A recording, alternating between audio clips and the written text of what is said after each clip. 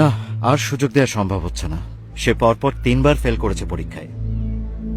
তার এই অমনোযোগিতা আমাদের স্কুলের বাকিদেরও বিপদগামী করবে। দেখুন, আমি নিজেও একজন বাবা। আমার আপনার মতো আরো অনেক বাবা তাদের সন্তানকে এই স্কুলে দিয়েছে তাদের একটা সুন্দর সুনিশ্চিত ভবিষ্যতের জন্য। এখন তার জন্য যদি আমাদের বাকি বাচ্চাদের পড়ালেখা ঠিকমতো না হয়, তাহলে আমি বাকি বাবাদেরকে কি বলবো আপনিই বলেন।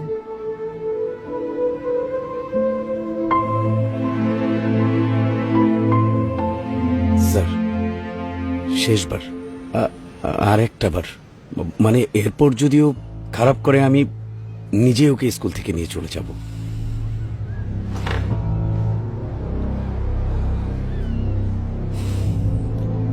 ঠিক আছে, শেষ সুযোগ।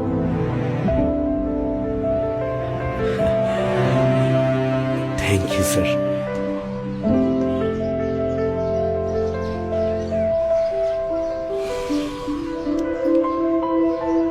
চল।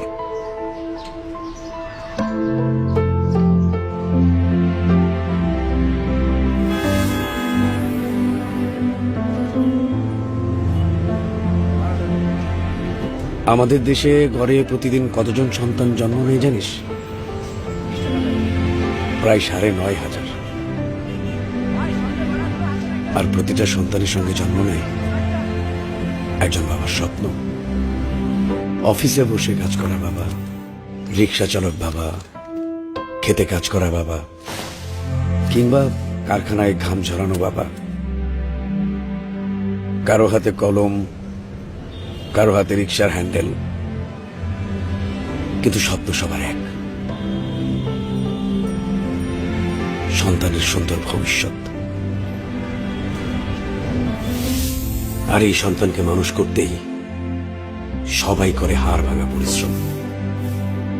সন্তানের জন্যই কেউ হয় এই শহরের পরিচ্ছন্নতা করবে, কেউ করে মালির কাজ, কেউ বা বাসার নিরাপত্তা রক্ষী, কেউ বা বাসের হেল্পার। ভাইজান ভাড়াটা দিয়েন।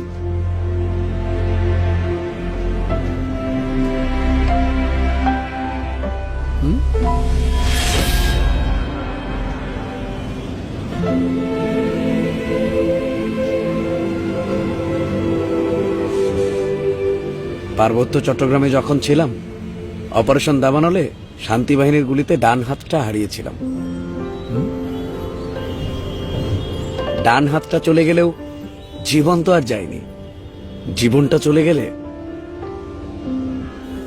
এই স্বপ্নটাকে তো আর বড় করতে পারতাম না। না ভাইজান, আপনারতে ভাড়া লমুন আমি। আপনারা হইলেন এই দেশের রক্ষক। বন্যা, ঘূর্ণিঝড়, অগ্নিকাণ্ড সব জায়গায় সবার আগে আপনাদেরকেই পাশে পাই। আজকে যদি এই দেশের সেনাবাহিনী না থাকতো, এই দেশটার যে কি অবস্থা হইতো আল্লাহই জানে। ভাইজান, আপনার মতো আমার একটা পোলা আছে, ওর লেগে একটু দোয়া করেন। আমি ওরে মানুষের মতো মানুষ করতে চাই। না না ভাইজান, আপনি দোয়া করেন ভাইজান। আপনারা আমগো দেশের গর্ব। তোকে যখন স্কুলে ভর্তি করাই, তখন তোর দাদু মৃত্যুর সঙ্গে লড়ছিল। মাস শেষে যে করে টাকা থাকতো, সংসারের খরচ, তোর দাদুর চিকিৎসার টাকা,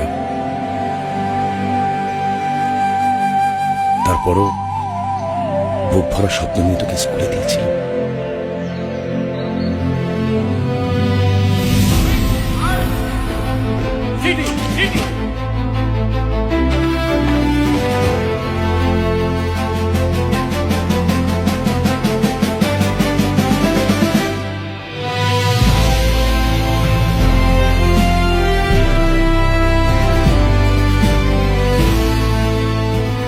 সেনাবাহিনীতে থাকতে মানুষের সম্মান পেতাম ঠিকই, কিন্তু আমাদের মাইনে ছিল খুবই সামান্য।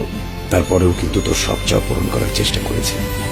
তোর শখ, তোর আনন্দ, তোর পছন্দের জিনিসগুলো বুঝিয়ে দিতে সব সময় তোর পাশে থেকেছি। আমার শত ব্যস্ততা বা ক্লান্তির মধ্যেও তোর হাসিতে আমিও হাসতাম। কিন্তু এই হাসির পিছনে ছিল সৈনিক জীবনের অকথ্য কষ্ট, পরিশ্রম আর ত্যাগ, যা টাকায় মাপা যায় না। রাত জাগা ডিউটি, ভোরের আগে শুরু হওয়া কঠোর প্রশিক্ষণ,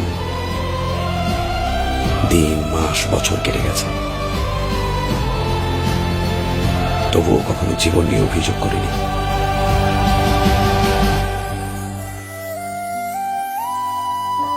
কারণ আমার দুইটা প্রেরণা ছিল, তোকে নিয়ে আমার স্বপ্ন আর দেশের প্রতি ভালোবাসা।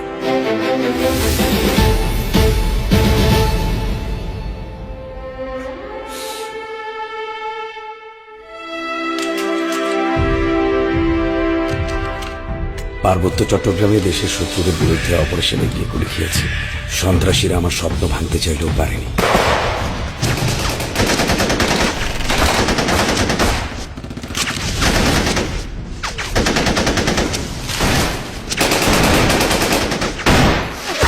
তবে ইউনিফর্মটা ছাড়তে হয়েছে।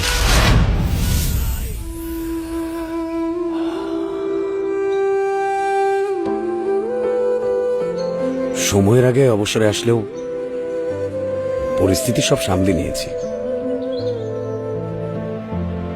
সংসারের খরচ, বাজারঘাট, তোর দাদুর চিকিৎসার টাকা, তারপরেও তোর স্কুলের ফি দিতে কখনো দেরি করিনি। সন্তানের জন্য নিজেদের চাওয়াটাকে বিসর্জন দেওয়াটাই বাবাদের ধর্ম। না না, এতে আমার কোনো কষ্ট নেই, কিন্তু কষ্ট পাই কখন জানিস? যখন তুই ঠিক মতো লেখাপড়া করিস না, লক্ষ্য বাদ দিয়ে তুই বিপথে যাস, তখন দেখ তন্ময়, শত্রুদের সাথে যুদ্ধ করে হাত হারিয়েছে, কিন্তু তুই আমার একমাত্র বাঁচার অবলম্বন। মরে যাওয়ার আগে যেন দেখে যেতে পারি তুই এ দেশের পতাকা উঁচু করে ধরবি, বড় মানুষ হবি, ভালো মানুষ হবি।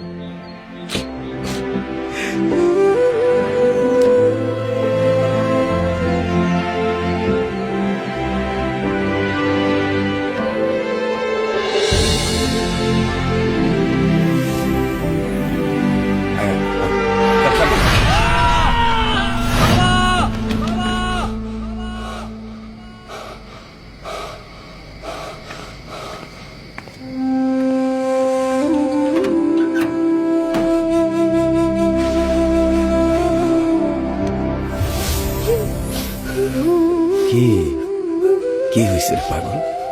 সরি বাবা, এখন থেকে আমি তোমার সব কথা শুনবো বাবা। আচ্ছা, কি হয়েছে রে বোকা? কালকে না তোর পরীক্ষা, বাবা তোকে নিজে স্কুলে নিয়ে যাবে। হ্যাঁ, আমি হাঁটবো বলে তোমার স্বপ্নের পথে সাজিয়েছ বাবা তুমি আমার রাস্তাকে বাধাহীন রঙিন করে।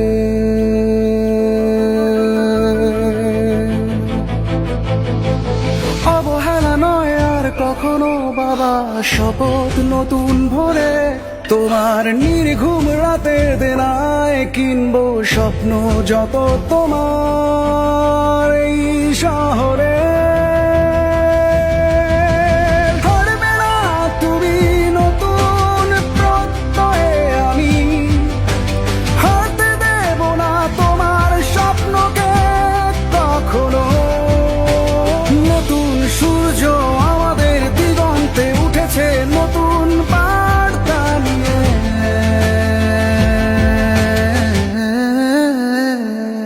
চলো ফিরি ফিরে আসি স্বপ্নের পথে। তন্ময়ের মতো হাজারো সন্তানের হৃদয়ে জেগে উঠুক বাবা মায়ের আত্মত্যাগের গভীর উপলব্ধি। বিপথে হারিয়ে যাওয়া আমাদের সন্তানেরা খুঁজে পাক নতুন আলো ও সঠিক পথের দিশা।